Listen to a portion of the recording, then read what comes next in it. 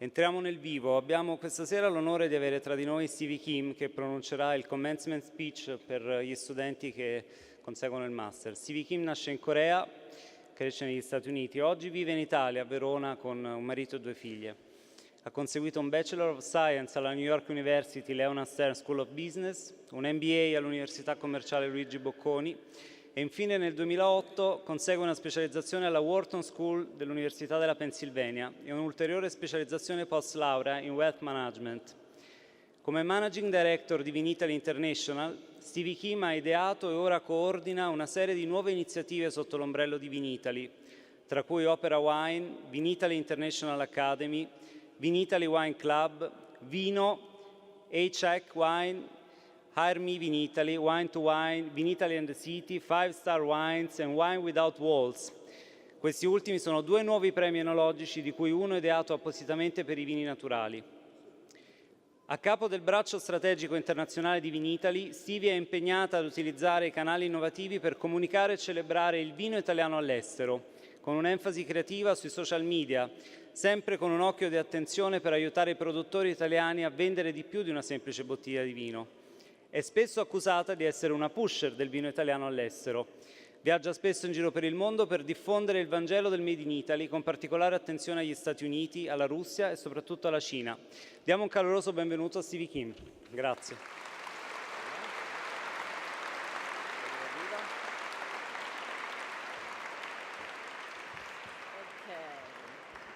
Oops.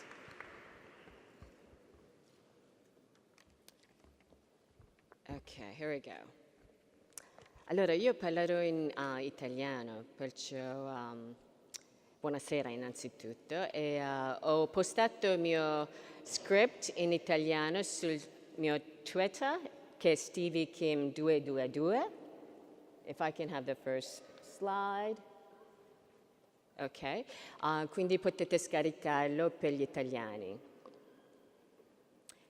Next slide, please. So this is what you're looking at. I regularly travel to China, and I've started what I call the Chinese Sleeper series on my Instagram account. So here are a few, as you can see. And I must warn you, you see I have my iPhone with me, everyone, especially the first row. And even you, Mr. Purdy, I can see you from my back. Should you fall asleep on me, you're going to end up in my Instagram account. So you better stay awake for the next 15 minutes. Next slide, please. So when I was first called upon by Dean Bergami to address the commencement day, my thoughts were the following. Maybe he thought I was related to Kim Jong-un of North Korea, by some described as the world's most enigmatic and unpredictable dictator. Or maybe he thinks Jack Ma's next move is to acquire Vinitaly. That was my Facebook profile for a while. I'm not sure whether in Italian you say essere l'altezza, or very loosely translated into English, they cannot be serious.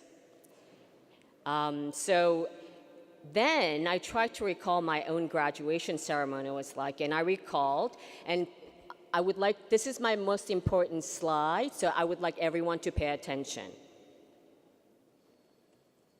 That's what I recalled. Nulla, nada, nothing at all. So I said to myself, why not? Most of you will be too drunk from last night and will remember nothing of what I'll say. Hence, this rationale gave me the courage to stand in front of you today. Joking aside, what an honor to be here today. I think whatever your age, color, sex, or political belief, unless, of course, you're Donald Trump, when someone asks you to address the graduating class, you sense a certain rite of passage grandeur, and it is somewhat overwhelming, to say the least. I'd like to thank Magnifico Rettore Università di Bologna, Presidente Bologna School, Francesco Ubertini, Massimo Belgami, members of the trustees, distinguished guests, family, friends of the graduates, and most importantly, the graduates from the class of 2016. It is an absolute privilege to be speaking to you today. So let me repeat, I'm honored and grateful. Grazie, grazie, grazie.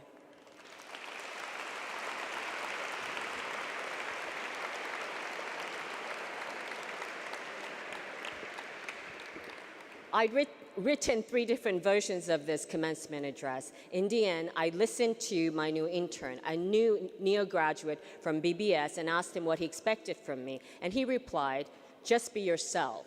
But then again, he's also the one who said, I'm Chinese. I don't have a sense of humor. So I don't know if he was my best consigliere. Slide, please. So what follows is, I guess this is very American because also the girl before me, she did the 5 things. What I'm going to do is the 6 things I wish someone had told me after graduation.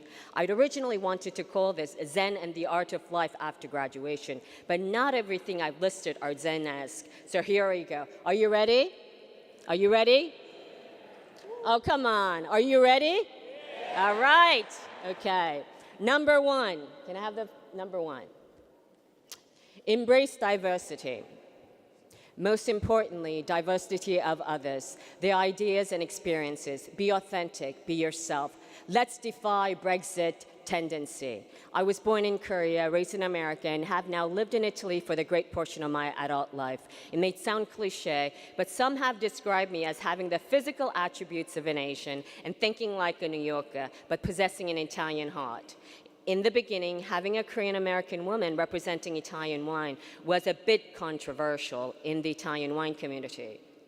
To make things even worse, I knew nothing about wine, and I was and still not an expert by any means. But I do have a special proclivity to wine, as I love to drink wine. Actually, I was censored here by Dean Bergami here. I said something else.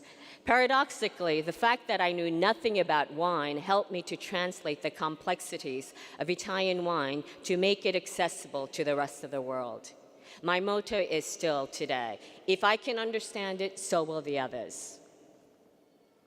Jack Ma also declared from the get-go that he knows nothing about technology, and he founded Alibaba. He was an English teacher from Hangzhou.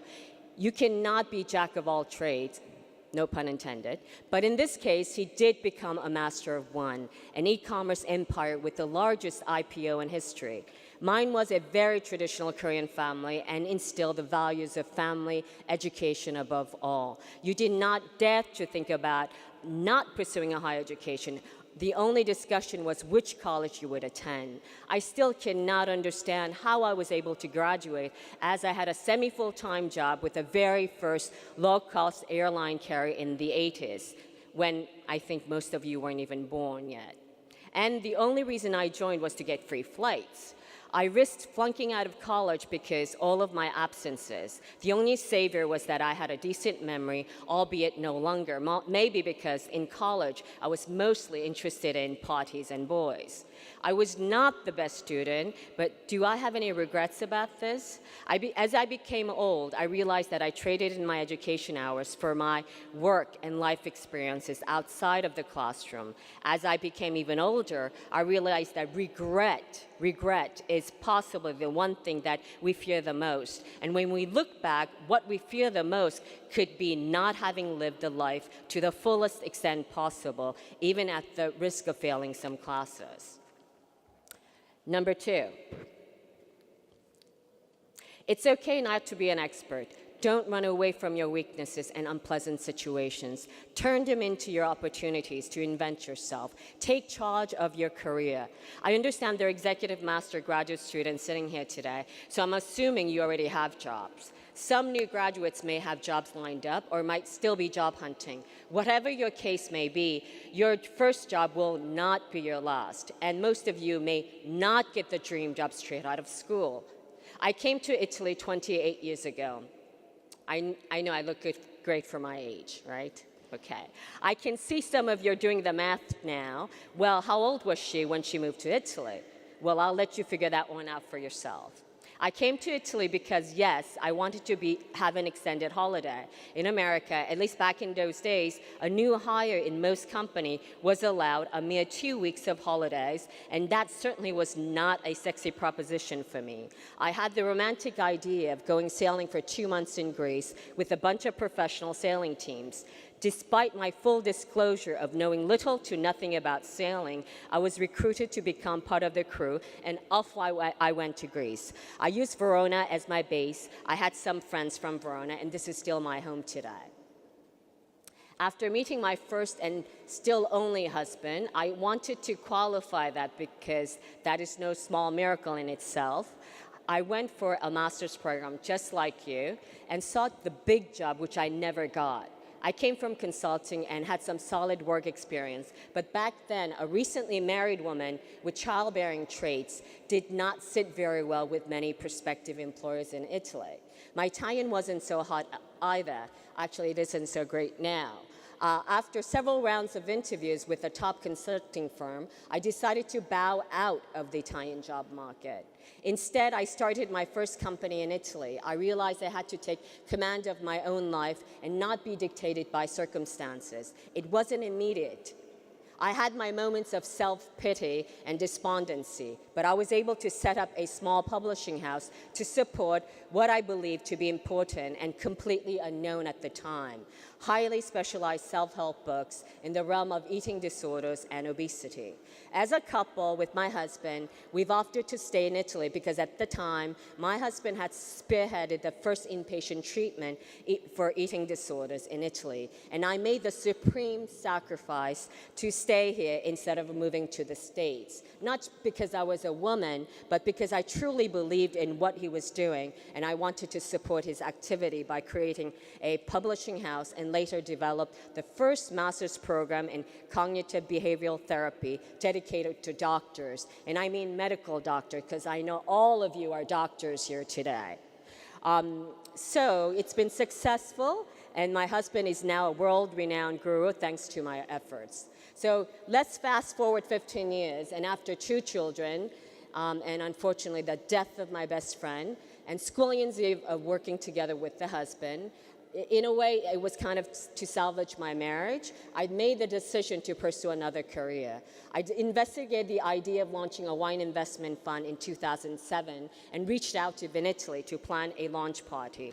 Soon after, you all know what happened then, the biggest financial crisis since Great Depression.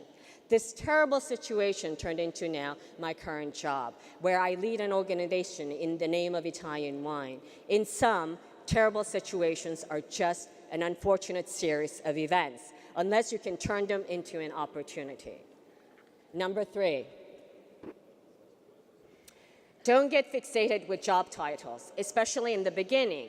Have you heard that Jack Ma was rejected from Harvard? Not once, not twice, but 10 times. I travel regularly to China, and it's hard to not notice the 5,000 Kentucky Fried Chicken restaurants, the largest restaurant chain in China. Surprisingly, not McDonald's nor Starbucks, but Kentucky Fried Chicken. In his earlier days, Jack Ma applied to a local Kentucky Fried Chicken from his hometown, where 27 people applied for the job, and he was the only one to have been rejected, the only one. In my organization now, the younger generation tends to be fixated with job titles. I have one piece of advice for this. Do not get caught up in job titles or the size of the organization. You might not like what I have to say now, and I'm addressing especially the millennials. Be humble and get the job done, even if it's just making photocopies or sorting out an Excel sheet.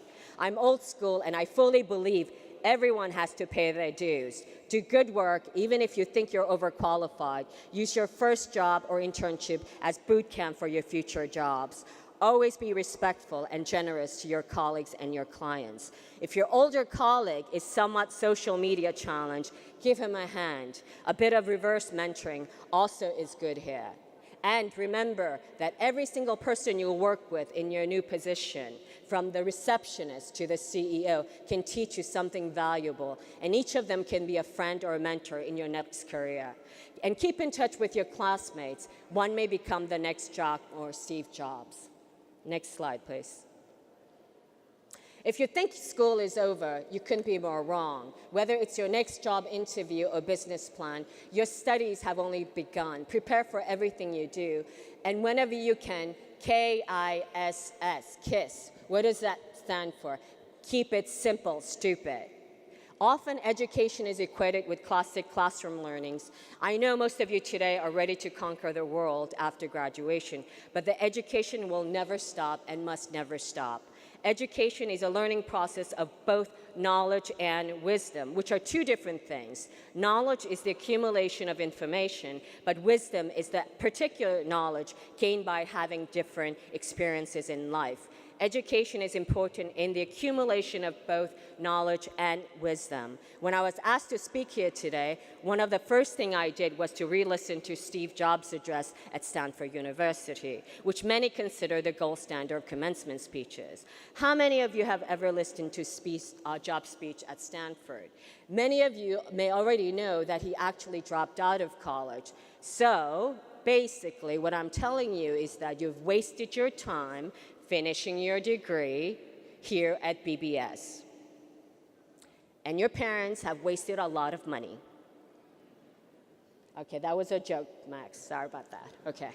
Actually, a big part of my life and my career is education. One of my main roles in China and all over the world is to promote Italian wine. I've been labeled as Italian wine ambassador by many, an Italian wine pusher, like a drug pusher, by some. In America, Italian wine is ranked #1 in terms of imported wine market share. But in China, Italian wine is a tenth of what French wine is. French wine captures 60% of the imported market share, whereas Italian wine a mere 5 to 7%, to give you an idea. Can I get the next slide, please? In fact, when Jacques Ma came to Vinitaly to make the announcement of the new online day dedicated to wine on Tmall, for those of you who are familiar with Singles Day in China, this would be the Singles Day equivalent dedicated to wine sales. He claimed that he wanted to become the new Italian wine ambassador and claimed to want to increase the imported wine market share from 6 to 60% for Italian wines.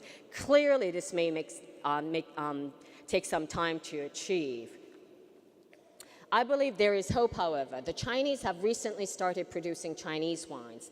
Many Italian winemakers are afraid that this will shrink their market share even more. But I reassure them that this is actually great news for Italian wines. When there is little to no knowledge about wine, one resorts to the easiest common denominator, which is French blends of wines, Cabernet, Merlot, Chardonnay, and the locally produced wines, which is what happened in America. In fact, if you recall, even in America, initially there was little proclivity towards drinking wines. They preferred spirits and beers, just as they do now in China. But as the wine consumer becomes more familiar and knowledgeable about wines in general, the next transition is to the Italian wines with the widest range of varieties. Can I get the next slide?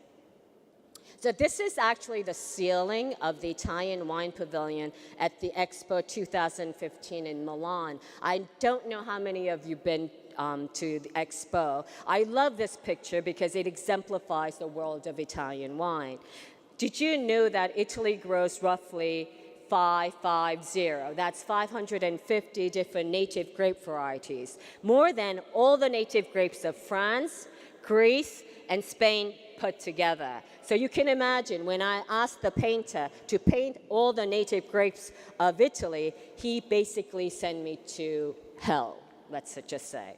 In short, about 1/3 of all of world's known wine grapes are Italian. If you stop to think that roughly 80% of all French wines are made from only 15 varieties, or that about 80% of all California wines are made from just 8 cultivars, you immediately understand how difficult it is to understand Italian wine.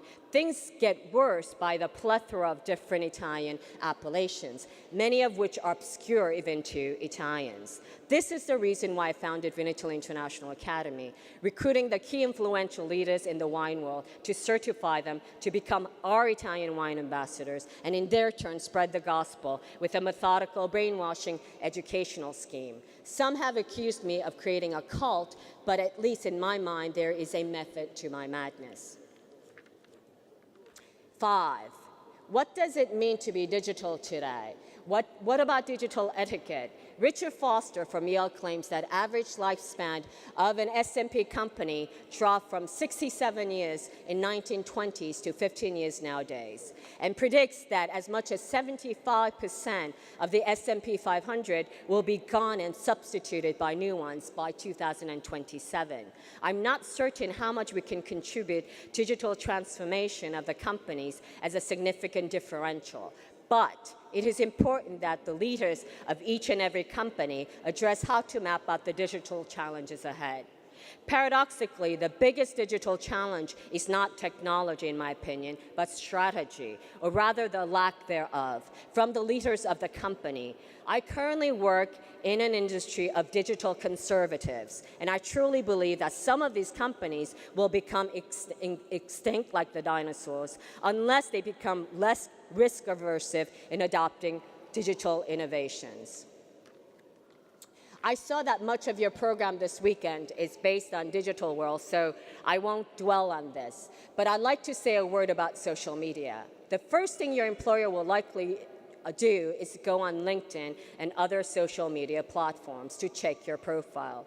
Do not post on social media what you would not like your future employer or your mother to see. That's a good rule to follow. I'm sure most of you have done a Google image search of your name. My photos are among Stevie Nicks and Kim Kardashian, for example. So I'm in good company. So I have to share this one last story with you. Once, following an interview of a social media associate a few years back, I happened to find a YouTube video of the candidate, and I kid you not, he posted a video of himself engaging in sexual activity. I really cannot make this up. This really happened. He was kindly asked to delete the video from the internet. I was crazy enough to hire him. Me, I personally never post photos of my family. Once in a while, my dog, but this is very much a personal choice. Whatever your politics may be, build your social media profile with some thought and authenticity. And should you want to explore business in China, WeChat is a must. Remember that you'll likely have no access to Western social media, including Facebook, Twitter, YouTube, and often Google is banned in China unless you have VPN.